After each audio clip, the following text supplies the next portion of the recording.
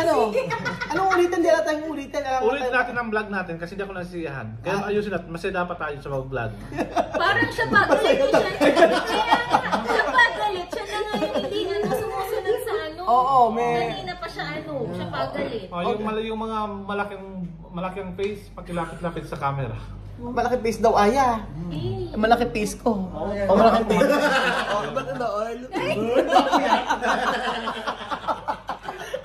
Nakakatawa talaga pag gano'n, no? Tipo, o yan yung face, tapos yung gano'n. Ay, Ibo! Ako, effective yung ano. Lang yan. Baka dyan tayo magkapera. Kung saan tayo pipera, okay lang yan. Sige lang. Makabay sa utang. Makabay sa utang-utang natin. Mainit ako. Okay guys, let's start now the vlog. Tabi sa comments si Benjo din lagi mainit ang ulo. O sige na. Ano na? Hindi, like kasi marami kasi nagko-comment. Ang sabing gano'n ay ano raw ba yung mga trabaho natin dito. Basurero. Ano meron sa basurero? Medyo easy natin yung sagot natin.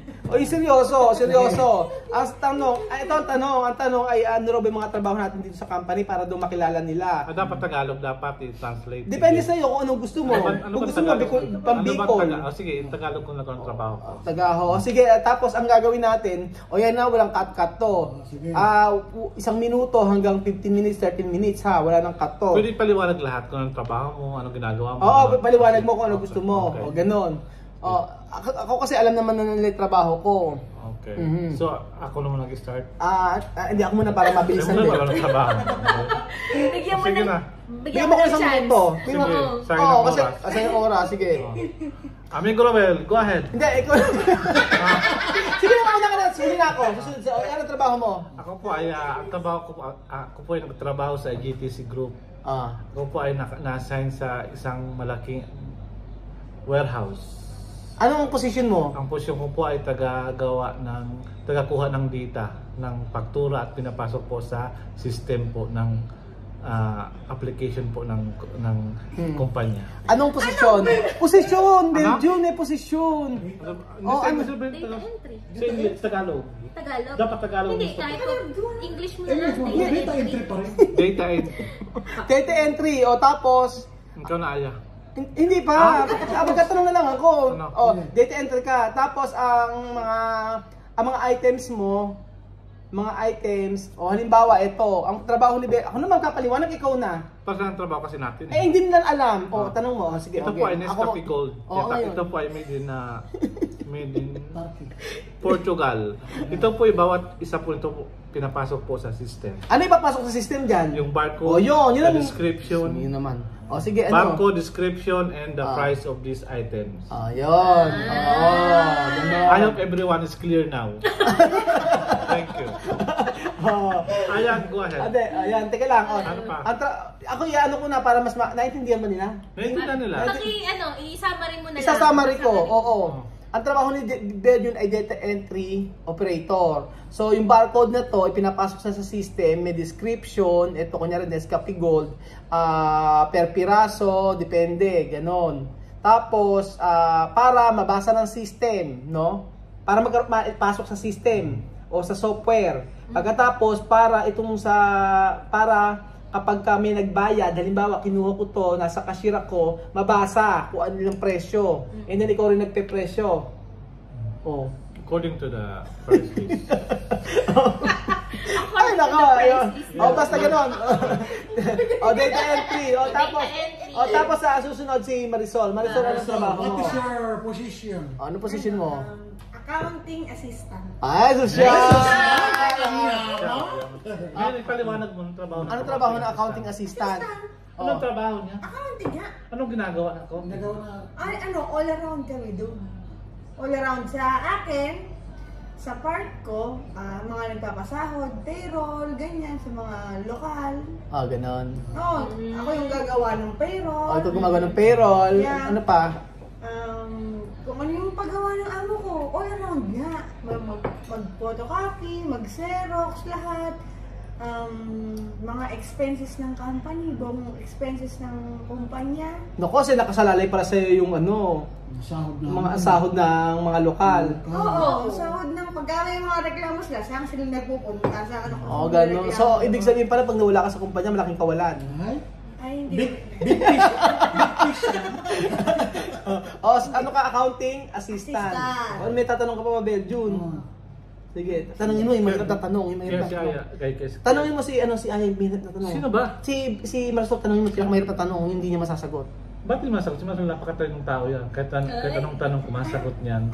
Kaya pala si Marisol laging stress pag umuwi dito. Kasi dami Nai-dictate na naman niya yung feelings ni Oo Marisol. nga, alam mo. Hindi, nararamdaman ko. Pagod na pagod siya. Bakit sumisigaw siya papasok nun sa bahay niya? Grabe naman itong Pagod na to. Tapos, si Jose, anong trabaho mo? Data entry operator. Anong ginagawa mo? Ayun, nakokontrol sa mga bawat stock na parating galing ibang bansa, papasok ang mga code, balagay sa software, kukontrolin kung tama ang bilang pagdating, ipasok sa system ang tamang bilang, ayun. Para ready na ibenta ang lahat ng items na papasok sa system. Ay, ang mas magaling talaga si Joseng magpaliwanag. Oo nga.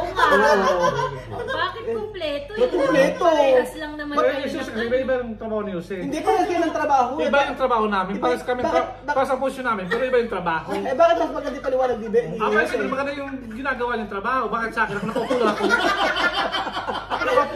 Ako talaga guys, nakaupo lang ako sa computer, sa harap ng computer. Balik ka muna. Hindi ako tumatayo. Nakaupo lang. Kaya nagkasakit ako. Ay, naibol na. Okay na. Ako ang trabaho ko lang, puro sa computer na nakaupo ako. Si Jose lumalabas siya. Ba't kayo Lumalabas lang ako pag nakabakasyon si Jose. Ika lang, ba't kayo ka nagpapaliwanag? Ay, natin nabigyan ka na ng pagkakataon Ang ay trabaho ko, magpaliwanag. nakaupo lang ako. Ano? 8 hours po ako nakaupo sa computer, kaya yung mata ko sira-sira na. Yung ganyan. Kaya ako nakasalamin ako. Minsan nakikita ng kasalamin kasi yung mata ko nakasira-sira na. Alam mo, At ako yung sakit yung kuha ko rin sa likod, sumasakit na rin yan. Dahil 8 hours ako nakaupo. Buti yung lumalabas siya pumunta ng almasin. Ako na sa sandali. Ang dami mo naman sinabi, trabaho pinag-uusapan, hindi mga sakit-sakit. kasi trabaho ka, magsasakit ka talaga. Alam mo, bago ka pa magsalita, kailangan pa namin bisitin ka. Sa totoo lang, hirap-hirap na kami. Alam mo Aya, sabihin mo na yung trabaho mo. No more drama. No more drama. No more drama. Saan mo na, paliwanag mo na yan. Ito ang trabaho mo. Ayan, si Aya. Si Aya. Sige Aya. Ako, Ayusin na. Sige, ano trabaho mo? Dapat klarong pakapaliwanag para maintindihan ng ating mga viewers. Ako, Sige. pinakamagandang trabaho dito, finance secretary ako. Ay, pang mayaman yun. Wow. Ay, nasa secretary. Ay, naku, kung nakita niyo lang yung office ko, ay, walang-wala sa office nila. Bakit? Ano ngayon? Ano? Office niya. Office niya. Ang tinatanong ko, kung anong trabaho ng financial secretary? Sabi ko sa'yo, paliwanag mo yung opisina mo. Yari ka kay Bedyo. Okay, ano ba trabaho niyan? Paliwanag Sabi mo. ko naman. Paliwanag. Teka lang, paliwanag Sige, mo. paliwanag mo. Ako nakikipag-communicate kami sa mga bangko kasi Ayun. kami yung nagbabayad sa mga supplier. So kami yung mga gumagawa ng mga wire transfers, ganyan, yung mga malalaking amounts kami yun. Kayo. Sa pagbabayad sa suppliers, gano'n sa mga Ang position mo ay? finance secretary. Ay, finance secretary. Ang Bakit? ganda, ano? Ano? O, de bale, si... Walang secretary. Okay. Maganda. Ay? Ano? Secretary dapat ba maganda? Dapat daw maganda.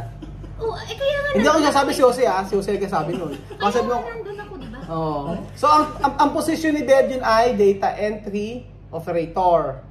Tapos si Jose, data entry operator. Tapos si Marisol, accounting assistant. Tapos ikaw, Finance secretary. finance secretary. Siyempre ako hindi ako papatalo. Oo. Maganda yung sa akin. Ano ka? Data entry din ako. Pero yung aking position, data entry specialist.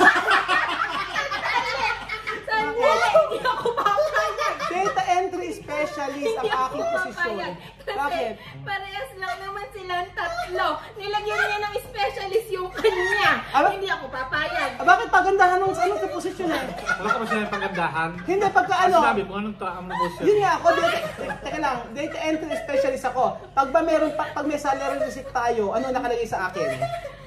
O sige, ano nakalagay? Ikaw kasi, tinanong kita. Oh. Tinanong kita kung anong posisyon ang ilalagay doon. Ano nilagay mo? Yun ang inilagay mo, yun ang inireply mo. Data entry specialist.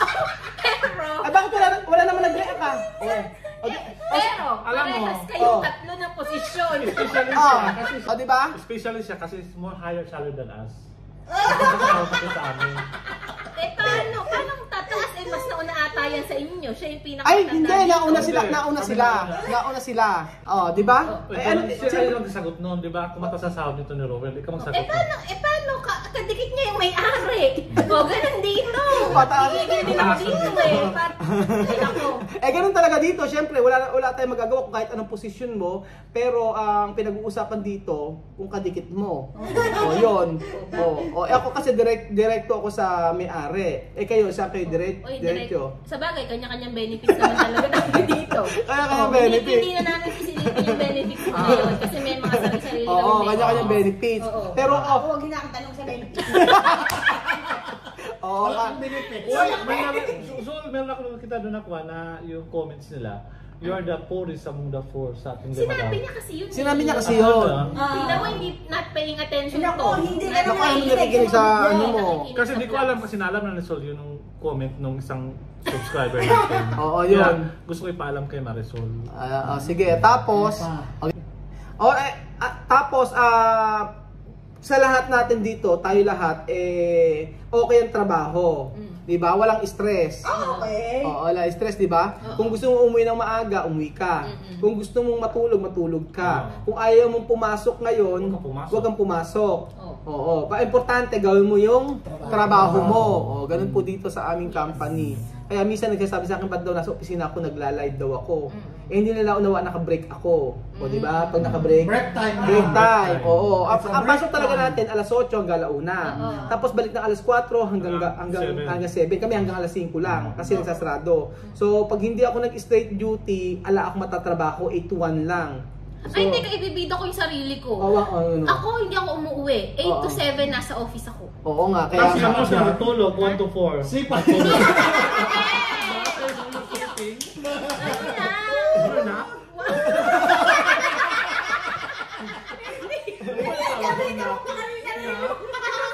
Oo. 1 to 2 lang ako natutulog, tapos nag-start ulit ako mag-work 3 to 7. Oo, depensahan mo ako kasi sabi nila bakit daw ako nagla-live, nasa opisina ako. Kasi 1 to 4 pwede naman kami magstay doon, pero pwede ring umuwi. Pwede ring umuwi. Choice namin na magstay doon kasi parang ganun So din may naman. break time. May break time talaga. 1 to 4 break time 1 to talaga 4. yun. Nag-i-stay ako sa may opisina ng 1 to 4 para dire-diretso ko kung meron ako matrabaho. Tapos mag-vlog pa kasi siyang 4 o'clock. Oo, magabalag pa ako ng 4 o'clock, ganun-ganun. So, ayun pinagkaiba natin. Kasi ako, pag 4, trabaho pa din ako hanggang 7. Oo, kasi ako uwi na. Oo. Kanya-kanya, sabi mo, kanya-kanyang Oo, benefits. kanya-kanyang Anong 7 ka? Pero pag nasabay ka, 7:30 ka na umuwi dito.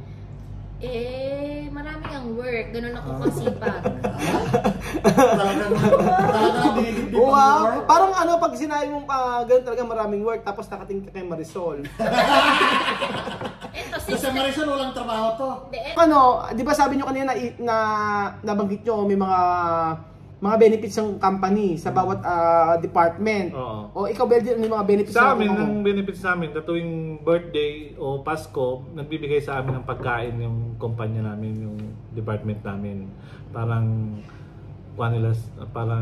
anong tawag doon? Yung pakonsuelo ba yun sa Tagalog? Yung pagbibigay na pagkain. Tapos minsan may pag December na nagbibigay ng voucher para pambili mo ng gamit o pambili ng damit. Yun. Ikaw, Aya, anong benefits sa sa trabaho mo? Wala akong benefits. Ang benefit lang talaga ako may pinakamagandang office. Sobrang ganda. Parang pang boss. Ganun. Ganda-ganda ng opisina. Alam, i-reveal mo nga yung opisina mo. Wala Pakita mo akong na. picture Ano ba yan? Walang picture. Hindi nyo na lang sa TikTok. Maganda naman yung office. Ay, Wala may- naman konti naman ang sahod. Kanya-kanyang benefits nga, di ba? Kasi sa kanila, pangit office nila, Pero pero maganda. marami silang nauuwi. Ako, bond paper pwede ko iuwi, pero hindi ko iuwi. At saka, ito dito sa company na to, wala sa posisyon, no? Oo. Kasi, wala sa posisyon yung sahod. Kahit anong posisyon mo, pero yung iba, mas mataas pa ang sahod, Oo. pero mababa. Oo. O kagaya ng data entry. Oo. Diba? Mga storekeeper, malaki pang sahod nun. Mas malaki tayo sa storekeeper. Depende. Ang sahod dito depende sa nationality, by nationality. Depende sa nationality. Siyempre yung mga Arabic matataas ng sahod, no. Triple ng sahod namin. Tapos sumunod na tayo, di ba? O after natin yung iba naman na nationality, Asian, oo. Ikaw Marisol, anong benefits? Ano benepisyo mo na? Ano ba? Ayan, tanong. Ikaw magtanong. Besh, ano nakukuha mong benefits sa inyo? Ha? May benefits doon? Wala. Alangan naman gusto ko. Mag-uwi ako ng kape, mag-uwi ako ng supply. Walang benefit doon. Wala. Ay, gigil yan. Ni office namin mabaho pa. Parang gigil na gigil. Gusto malaki. Di ba binibigyan ka naman ng pang breakfast? May bigyan ng Oh, part-time. lahat tayo binibigyan ng desayuno. Di ba benefits na rin yun? Ayan. Yun lang ang benefits. Meron kaming breakfast allowance. Everyday may breakfast allowance kami.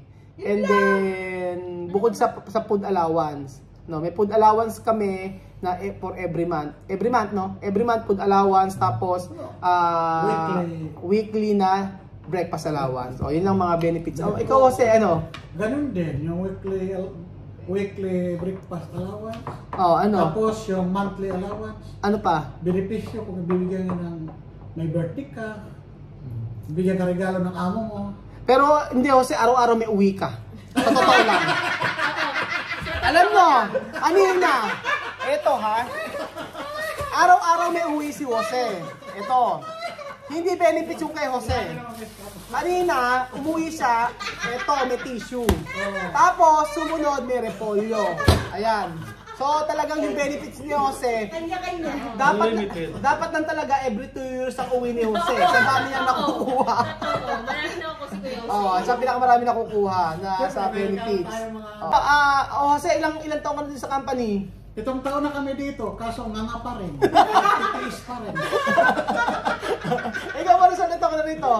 Ay, magsa 5 years. 5 years. Di ba naka 5 years ka na 5 dito? years na pero parang aabot ako ng 10.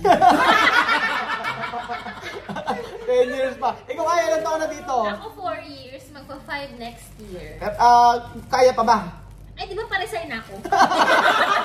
Pero, titignan ko, kaya mag-subscribe kayo kasi pag nag-subscribe kayo, hindi na ako magre-resign. Pero paresign na Diba, talaga ako. parang awa nyo na. Parang awa nyo na, maawa na kayo. Yung ano ba? Kasi may nanonood 60,000 tapos ang subscriber 20,000. Ay, wag ganun guys. Kung kayo noon mag-subscribe kayo. Kailangan yung Awa naman kayo. Ang awa, nakikiluawa. Kasi po, yung kuha naman po, yung kita naman to, itutulong naman po namin yun. Ah, Hindi lang po para sa ganun. lahat. Tapos yung may nagtatanong po dyan, kung lahat po kami sa kita po, lahat kami naghahati-hati po. Hindi yung, wala po yung isang kukuha lang ng pera, hindi po yun. Kasi may comments kasi may nagsabing ganun. Gusto ko lang ipaliwanag po. Para i-clear sa inyo lahat. Sabi kasi Yung sa'yo lang daw Oo, yun. sa akin lang daw yun. Hindi po. Hindi po. Ang sahod na yan, may purpose. May purpose po yun. May tulong. Kaya nga po, ipadala nyo na po yung Google AdSense kasi. Bakit sa mga tao? Hindi kasi nga, Sa YouTube. YouTube. Dasal nyo po, ganun. Ito siya. Hindi kasi. Mag-subscribe na kayo. Subscribe na kayo kasi For itutulong favor. talaga namin. Sige na, magpaalam na nga tayo para ano. Dami Ang dami nyo na namang hanas eh. Ang dami na sinabi eh. Sige na, Berjo, magpaalam ka na. Kailangan naka-close up. Magpaalam ka na. Adios! Diyan po katapos ang aming vlog. Ayaw na talaga kino-close up eh.